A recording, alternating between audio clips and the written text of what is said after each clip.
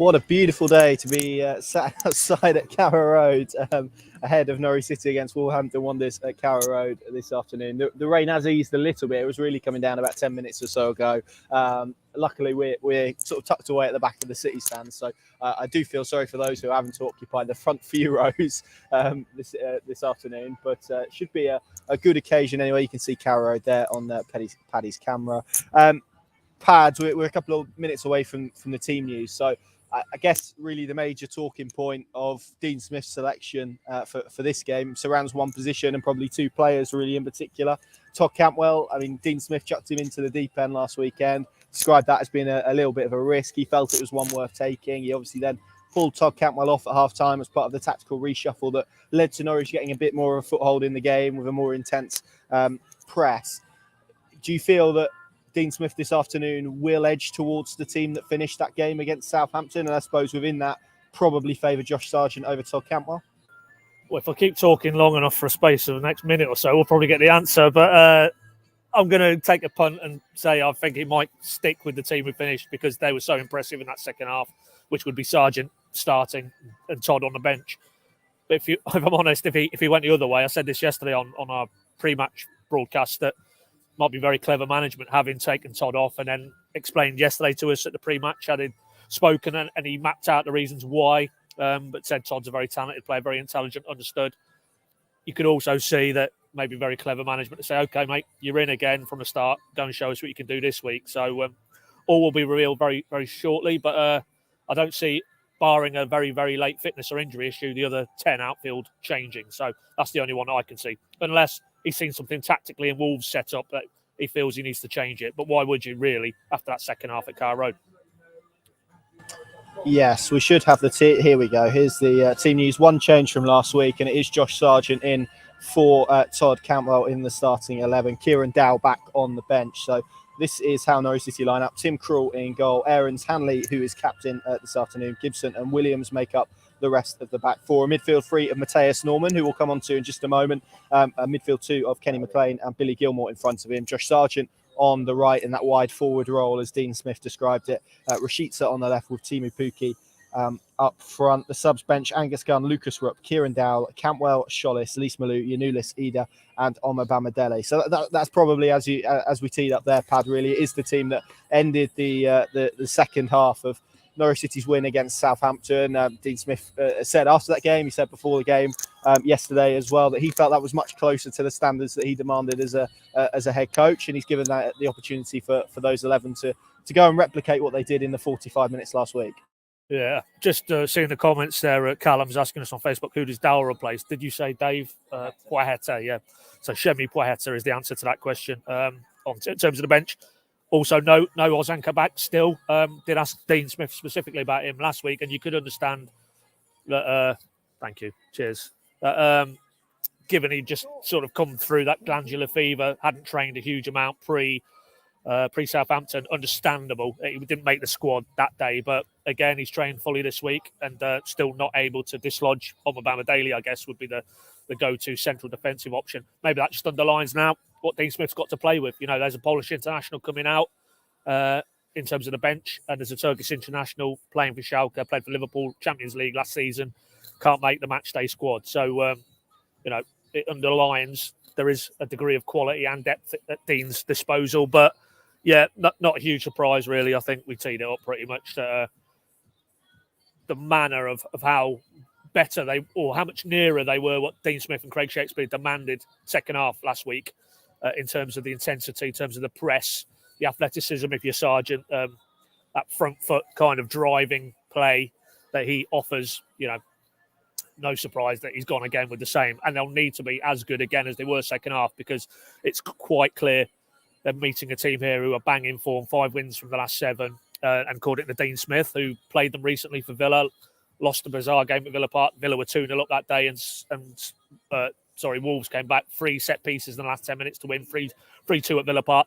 But he denotes quite a shift from Nuno's style of play in terms of they were far happier to play on the counter under Nuno. Under this chap, Bruno Laga, very possession-based side. So if that is the case, not too dissimilar to what Southampton tried to do here at Carrow Road, which is dominate possession, dominate the ball.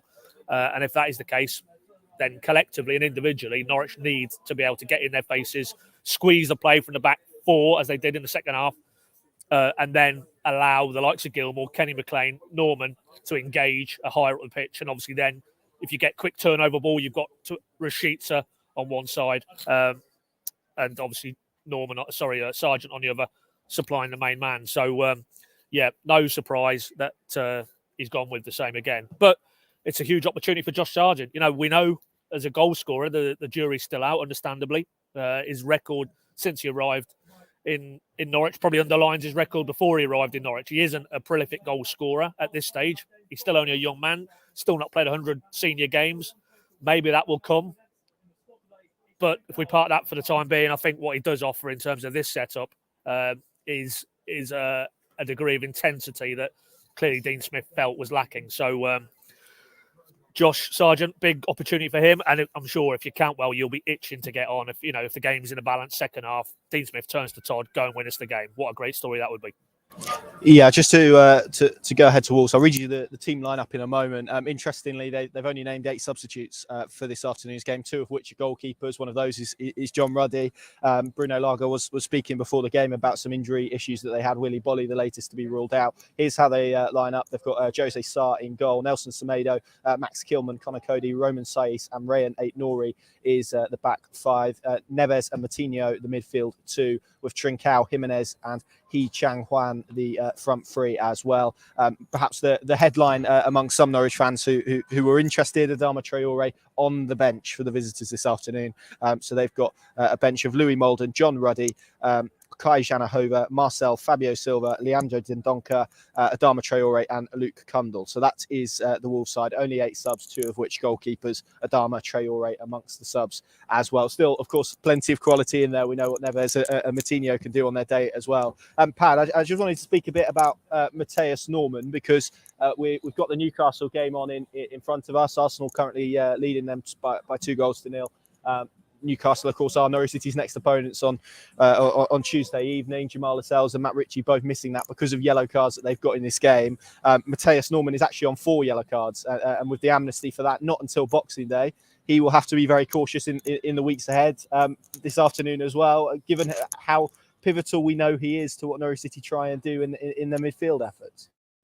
Yeah, I think we have to assume at some point Dean Smith will have a dilemma, because I just don't see the manner of that guy's game and how he tries to nick balls and really go one-to-one with opposition midfielders that we're going to get to. I mean, it's the 27th of November today. You're saying Boxing Day is the cut-off point.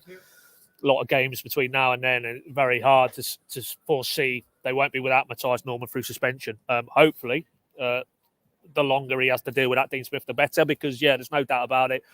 I mean, he was by I think common consent, head and shoulders the best of the bunch who came in the summer, even in the difficult swing that ultimately led to Daniel Farker losing his job. But there was no doubt that Norman looked a class act, is a class act. I get the sense maybe Dean Smith wants slightly different things from him, and it was a little more circumspect, a little more withdrawn, I thought, in terms of his role last week. Still 1 or 2 sighters of opposition goal. But there's no doubt if he was to come out of the side, who goes into that, you loathe to call it a holding role because he's no Wally Skip in terms of how he plays that role. But I think they would have a bit of a headache. Do you drop McLean in there if you had to go that route and bring Lise Malou back in alongside? Rupp comes into the equation, doesn't he? And you're probably looking not much further beyond those options if the worst comes to the worst and they're without Matthias Norman for any length of time. But, I mean, it'd only be a 1-game ban, wouldn't it, for 5 bookings, I think. So, but that is good news, as you said, about the Newcastle. I mean, Lascelles particularly. I mean, he's a bit of a linchpin for them defensively. So if he's missing for Tuesday night, that certainly goes in Norwich's favour. But, let's hope. But we haven't talked this one up, Connor, and Matthias picks up his 5th booking of the season today and then rules him out of the Newcastle game, because they're probably going to need him at St James's, I would have thought. For those who are in a slightly more positive frame of mind than a few weeks ago, we worked out last time Norwich won 3 successive Premier League games was back in that 10-game unbeaten run under Chris Hughton. So hopefully they can replicate that today. But we'll just leave that we'll leave that there. To look at kind of individual battles on the pitch, Pad, I think the midfielders we kind of teed up there is going to be absolutely fascinating. Obviously, Wolves are a team with an incredible amount of pace in their front line. I mean, Trincao is someone formerly of Barcelona. You've got Adama Traore. We all know what he can do off the bench as well. Plenty of quality in this side. They're a side in form, even in spite of their injury issues. So where do you kind of see those key battles coming on the pitch today? I'm maybe looking at Norwich City's fullbacks. How about you? Yeah, that's one area, but I think you referenced it, and Dean Smith referenced them as well, unprompted yesterday. Neves and Moutinho, they are the two linchpins of this Wolves side. Very, very experienced international quality midfielders. And if you want to draw a parallel, Southampton and Romeo and Ward-Prowse and in Dean Smith's parlance, Norwich's eights didn't get close to their sixes, which essentially translated that Norwich's midfielders wasn't able in that first half at Carrow Road last Saturday to shut down the control and the composure that Ward-Prowse and Romeo were exerting. Well, for me, take them two out, different team, and then drop Neves and Moutinho into that equation.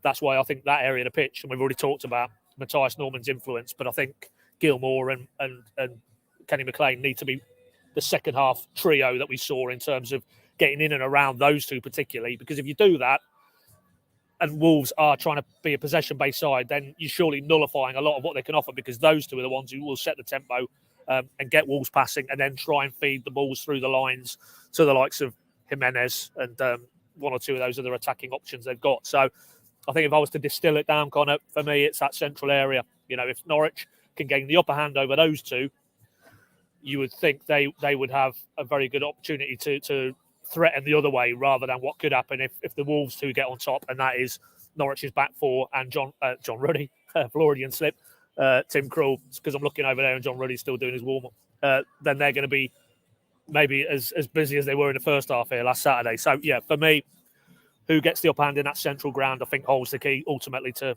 how this game pans out. Lovely stuff then. Let's throw it over to you. How do you see this game going? Perfectly poised, of course. I'd say Carrow Road, a lot of Norwich fans arriving this afternoon will certainly be in an optimistic frame of mind, even despite what Dean Smith said yesterday about Wolves' form and 5 wins in their last 7 Premier League games, which is only matched by some of the very best in the division. How do you see this one going? It's going to be fascinating, isn't it? Yeah, this is a real test, because there's no doubt, what, they 6th in the table. Well, they were going into the weekend, and 5 wins in 7.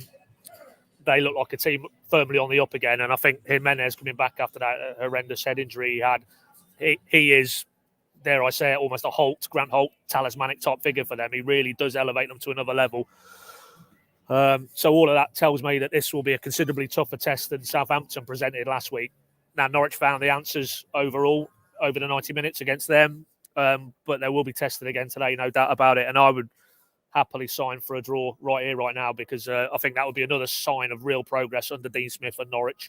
And of course, that would be, 7 points from 9, very healthy total going into what already feels like a big game in the Northeast on Tuesday night. So, going to sort of sit on the fence 1-1. But as I say, I don't think, given the calibre of opposition today and how informed they are, that would be the worst result in the world. And it would just, again, provide a little bit more belief to the fans in attendance today and those players that, yeah, Norwich can compete. Because if you're going toe-to-toe with a team like Wolves who are in the top 6 at kickoff, what's there to fear about going to Newcastle? So, yeah, I think this will be a real good test today. But just harness all that positivity and that energy that was in the stadium at the final whistle last Saturday and start in that same vein. And as Dean Smith likes to keep saying now, Wolves will go away from here today knowing they've been in a game if Norwich on and off the pitch can maintain that sort of level of intensity that they showed second half last Saturday.